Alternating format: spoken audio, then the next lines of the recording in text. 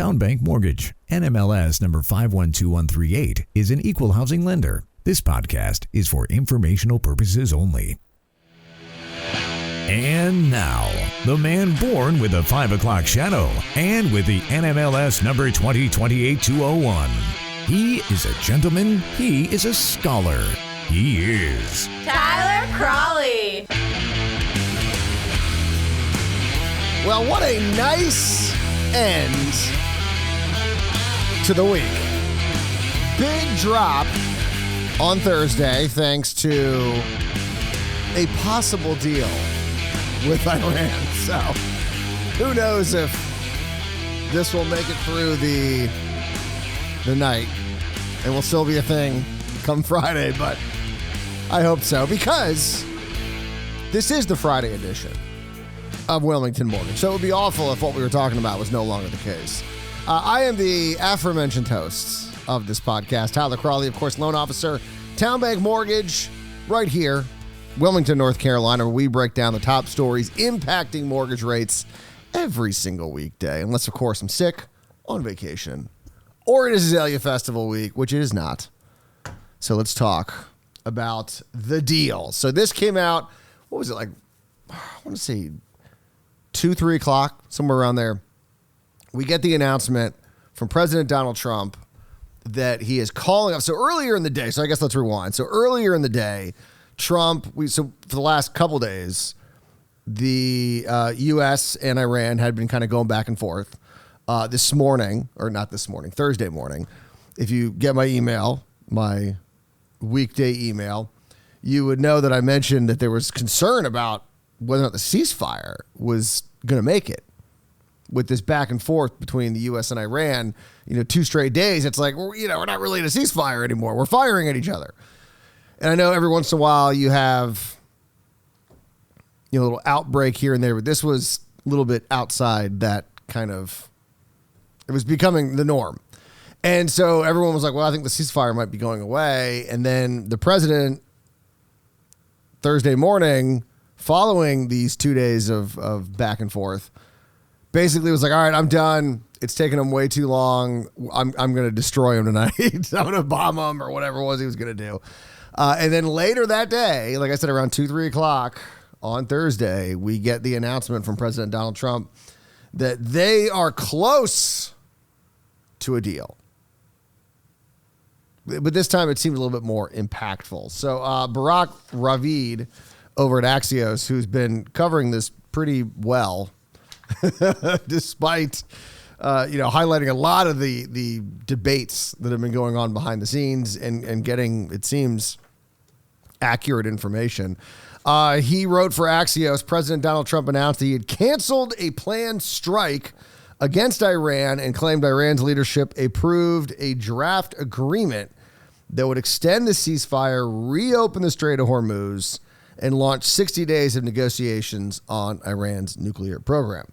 Trump has claimed an agreement was closed multiple times before, but what was different was 3 sources briefed on the talks told Axios that key gaps were narrowed during talks between Iranian officials and Qatari mediators on Wednesday.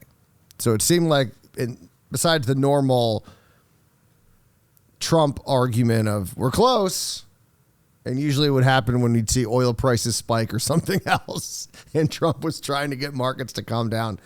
In this case, we have other sources who are like, they're closer than they have been. The sources said the gaps were narrowed on 3 key issues. Not everything, but on 3 big issues that had been something that was preventing a deal from moving forward. The mechanism for releasing Iran's frozen assets, which is one of the most important issues for the Iranians. Arraignments for reopening the Strait of Hormuz during the 60-day ceasefire period, and how negotiations over Iran's nuclear program would be conducted during the 60-day ceasefire period. President Trump said he did talk to Benjamin Netanyahu, Prime Minister of Israel, and then we did get a note from his office saying, quote, although Israel is not a party to the memorandum of understanding, the Prime Minister expressed his appreciation for President Trump's commitment that the final agreement resulting from the negotiations will include the removal of enriched nuclear material, the dismantling of enrichment infrastructure, limits on missile production, and an end to Iran's support for its terrorist proxies in the region. So, like I said, it does seem like we're closer than before. But hopefully this is still a thing come Friday morning. Didn't collapse overnight. Markets were happy about it. We had the 10-year drop 8 basis points to just under 4.46%. Lowest level since, I believe, early June. So lowest level in like a week. We'll take it. And very similar with the 30-year fixed, dropping 7 basis points, according to Mortgage News Daily, to 6.6%, down from the lowest level since the beginning of this month. So good news. We saw rates fall after the jump that we saw at the end of last week, early this week. Things kind of calmed down despite these inflation reports. And now we get a drop to end the week. Let's hope this continues into Friday. That would be great. Now, what's interesting is that this story broke, like I said, later on Thursday, because the big topic of conversation before that was the latest inflation report here in the U.S. and the announcement from the European Central Bank that they were raising rates, the first central bank to hike after the start of the Iran war. So let's start with producer prices. So we got the CPI report, which headline number, top line number, scary. But when you break it down, not that scary. And in fact, somewhat more optimistic than I think a lot of people were thinking. And that was very similar to what we saw with the producer prices report. So the PPI report, also from the Bureau of Labor Statistics, found the producer price index for final demand increased to 6.5% over the past 12 months. So annualized rate, 6.5%.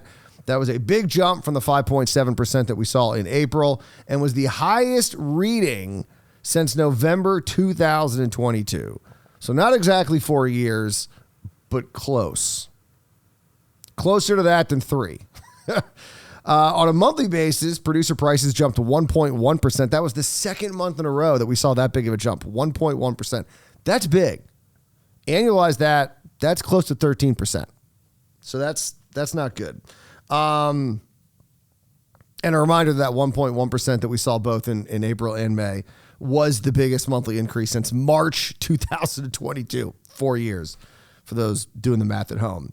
But like the CPI report, this was being driven almost exclusively by energy.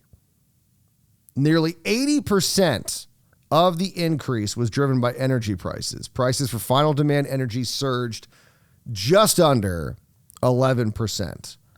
Gasoline was the single largest contributor, with prices jumping 23.4% in May alone.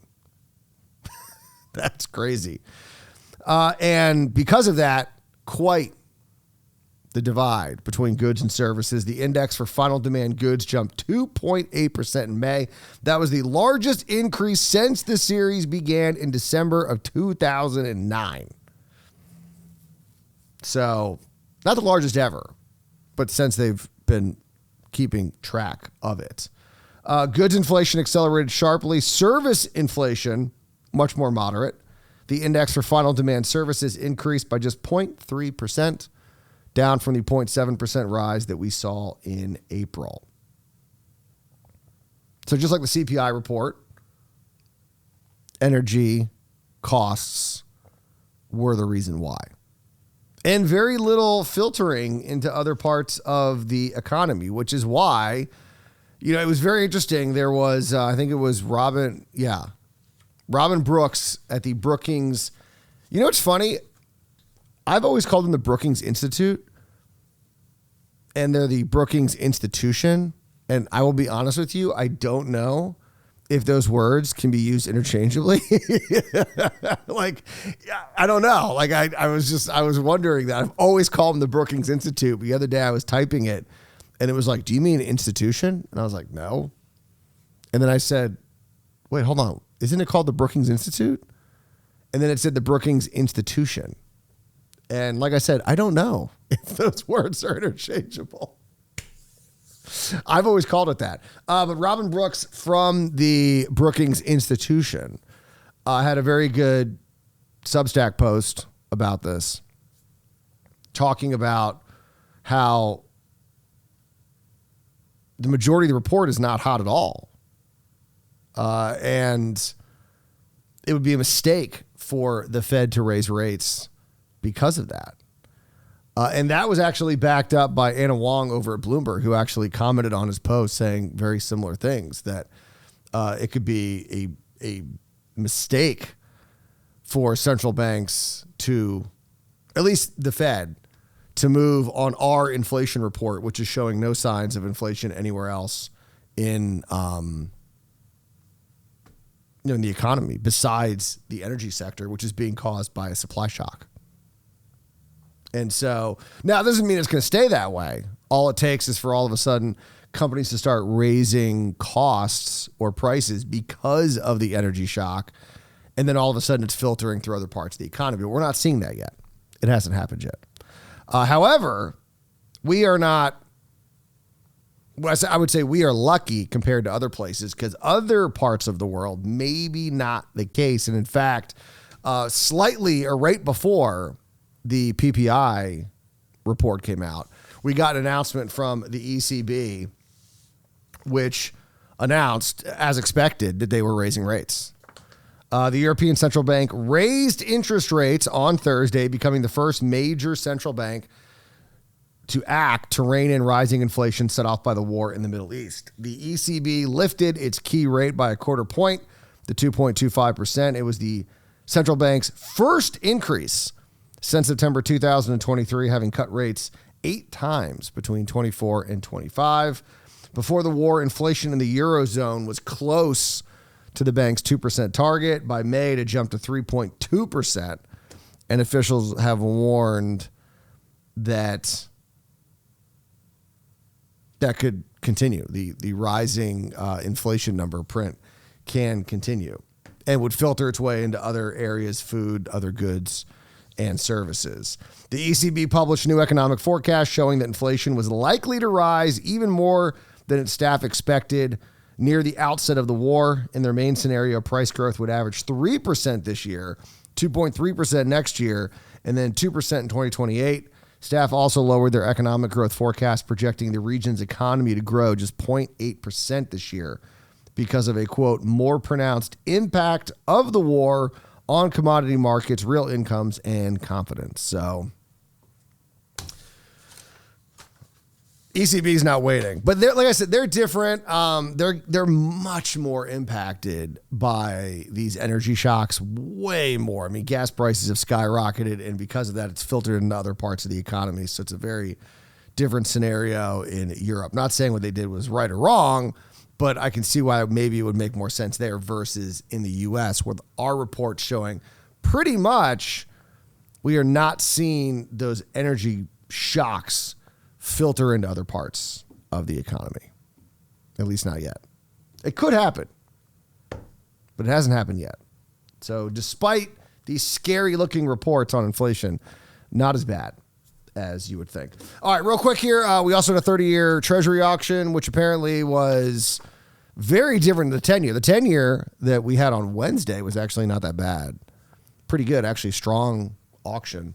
30-year, not so much. Now, of course, this happened before the announcement from President Trump. So you have to wonder if this would have been any different otherwise. First off, we did see slightly higher yield at the auction. About a 1.2 bip tail, which means that the current market rate going into the auction, that the auction was higher than the current market rate, which is a sign of a weak auction because it means that people are demanding more yield than even the current market is providing. So that's a sign of a weak auction. The bid to cover was actually stronger than the last auction, the only part of this that was stronger. So that was a little interesting that the bid to cover was stronger than the previous auction because everything else was weaker. So the bid to cover was a little better, but below the average, the last 6 month to year average. And then what was also problematic was indirect bidders. So foreign demand fell to just under 60% from 66.6%, which is a horrible number. So it fell, and that then caused the primary dealers, the ones who have to purchase, to jump from around 11% in the last auction to up to almost 15% this auction. So strong 10-year on Wednesday, weak 30-year on Thursday. But like I said, that did happen before the announcement from Trump. So have to wonder what role that would play. But there is definitely a concern for long-term yields, the long-term outlook on debt in the U.S., especially with the reports about Social Security. That's going to have a much bigger impact on the 30-year auction versus the 10-year auction, just because of the debt issuance that could come about with an insolvent Social Security program, largest expenditure by the U.S. government. So we got that on Friday or on Thursday. So let's hope that all the good stuff, mostly this peace deal, does come to fruition, and this drop in rates will continue on Friday. But I guess time will tell. We will see. But you guys enjoy your Friday. Enjoy your weekend. We'll be back here Tuesday for another edition of Wilmington Mortgage. Oh, I got a great interview coming up on Monday with Greg Wallace. We're going to be talking about home building. He is a custom home builder. We're going to be president of a company, and we're going to be talking about home building here in the Cape Fear region. So that'll be out on Monday. We'll be back with a rate informative podcast on Tuesday as normal. But you guys enjoy your weekend, and we'll be back Tuesday for another edition of Wilmington Mortgage. And remember, as always, do not wait to buy real estate. You buy real estate and wait.